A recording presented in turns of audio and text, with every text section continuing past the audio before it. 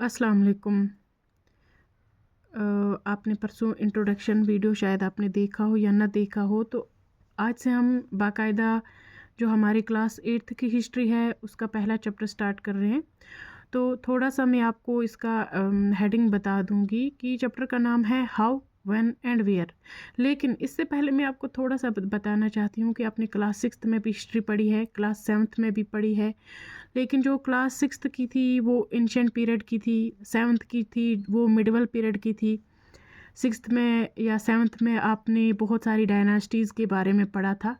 लेकिन मुझे ऐसा लगता है, जैसे मैं क्लास में भी ऑब्ज़र्व करती हूँ, बच्चे उस हिस्ट्री के साथ रिलेट नहीं कर पाते हैं, क्योंकि वो उन्हें शायद इस तरह से बोरिंग लगती है, या फिर उसमें हम बहुत सारी डायनास्टीज़ के बारे में पढ़ते हैं। तो जो 8th की हिस्ट्री है उसमें बहुत सारे बच्चे इंटरेस्ट लेते हैं। जब भी मुझे इतने साल हो गए, मैं 8th की जो हिस्ट्री में पढ़ाती हूँ, तब मैं देखती हूँ कि बच्चे इस हिस्ट्री के साथ बहुत ज़्यादा रिलेट कर पाते हैं। वो इसलिए रिलेट कर पाते हैं क्योंकि ये मॉडर्न हिस्ट्री है। इसमें इस हिस्ट्री को हम मॉडर्न इंडियन हिस्ट्री भी कहते हैं, क्योंकि इसमें हम ये देखेंगे, जैसे कि आपने हेडिंग ही देखी, how when and where history है, तो इसमें हम इसी के टॉपिक के रिलेट से बात करेंगे। इसमें सिर्फ आप देखेंगे ये वाली जो 8th की हिस्ट्री है कि जो ब्रिटिशर्स थे वो कैसे आए, वो कब आए, वो क्यों आए, वो यहाँ क्या करने आए थे, वो आप देखोगे। लेकिन जो ये पहला चैप्टर है, ये थोड़ा सा आपको ऐसा लगेगा कि इससे हम कुछ रिलेट नहीं कर पा रहे हैं, क्योंकि पहले चैप्टर में आप देखोगे कि यहाँ पे आप सब टॉपिक है हाउ डेट्स आर इम्पॉर्टेंट या हाउ इम्पॉर्टेंट आर डेट्स। लेकिन उससे पहले मैं आपको थोड़ा सा बता दूं कि इस चैप्टर में हम पढ़ेंगे क्या, ताकि आप थोड़ा सा माइंड आपका फ्रेश हो जाए। इसमें हिस्ट्री आधे बच्चों को बोर इसलिए लगती है कि वो कहते हैं हमें डेट्स याद नहीं रहते हैं, डेट्स पता ही नहीं रहता है। लेकिन हमें इस चीज़ को शिफ्ट करना है इवेंट्स की तरफ। इवेंट्स आपको याद रखने हैं, तो आपको डेट्स खुद ब खुद ही याद रह जाएंगी। और आपको इस चैप्टर में देखने को मिलेगा कि कौन सी डेट्स इंपॉर्टेंट थी। हर कोई डेट, हर कोई दिन, या हर कोई दिन या महीना या साल इम्पॉर्टेंट इस तरह से हिस्ट्री में नहीं छपा जाता।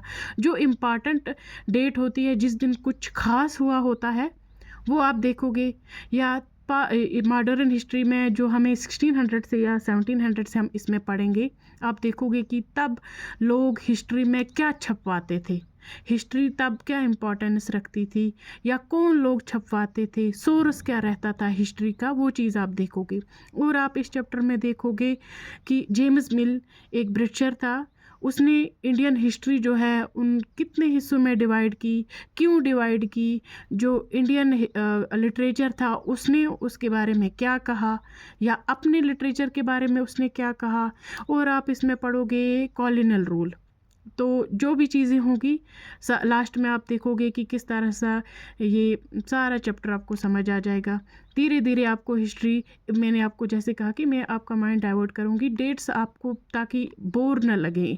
जब आप इवेंट याद रखोगे तो डेट भी आपको खुद ही याद रह जाएगी। तो इस तरह से हम देखेंगे कि पहला ही चैप्टर है हमारा हाउ व्हेन एंड वेयर, कब हुआ, कैसे हुआ और कहाँ हुआ। या इंट्रोडक्शन में थोड़ा सा हमारा ऐसा है कि हाउ डेट्स आर इम्पॉर्टेंट। जो तारीख होती है, जो कोई दिन होता है, वो यादगार क्यों होता है। या आपके पास आज कोई डेट आती है, आगे चल के आप देखोगे बहुत सारी डेट्स ऐसे आएंगी, वो यादगार क्यों बनी, उनके पीछे के भी कोई हिस्ट्री होती है। तो इस तरह से हमारा जो पहला चैप्टर है क्लास 8 की हिस्ट्री का, हाउ व्हेन एंड वेयर, हम स्टार्ट करेंगे।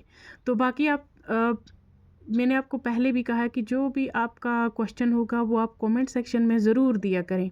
थोड़ा सा आज इस चैप्टर के हवाले से इंट्रोडक्शन वीडियो था कि इसमें हम क्या पढ़ेंगे। एक तो सबसे पहले आपको ये याद रखना है कि हमारी जो 8th की हिस्ट्री है ये मॉडर्न इंडियन हिस्ट्री है। और दूसरा, पहला चैप्टर हमने आज खोला हाउ व्हेन एंड वेयर। इसमें जो है हम याद रखेंगे कि कौन सी डेट्स इम्पॉर्टेंट है, क्यों इम्पॉर्टेंट है। या इसमें हम ये देखेंगे कि जेम्स मिल ने हिस्ट्री को कितने हिस्सों में डिवाइड किया। और हम कॉलोनियल रूल भी देखेंगे। और हम देखेंगे सोर्सेज ऑफ हिस्ट्री, कि हिस्ट्री ऐसे ही नहीं लिखी जाती है, कहाँ से सोर्स होते हैं, कहाँ। जैसे आज हम आगे देखेंगे, आप इस हिस्ट्री में ही कि मैं आपको बताऊंगी ताजमहल, लेकिन ताजमहल बनने के पीछे भी एक हिस्ट्री है।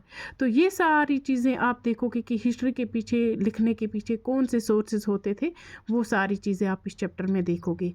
बाकी अपना बहुत सारा ख्याल रखिएगा, दिल लगा के पढ़िएगा। जब आप कंसंट्रेट करोगे तो हिस्ट्री आपको बिल्कुल भी बोर नहीं लगेगी। अल्लाह हाफिज़।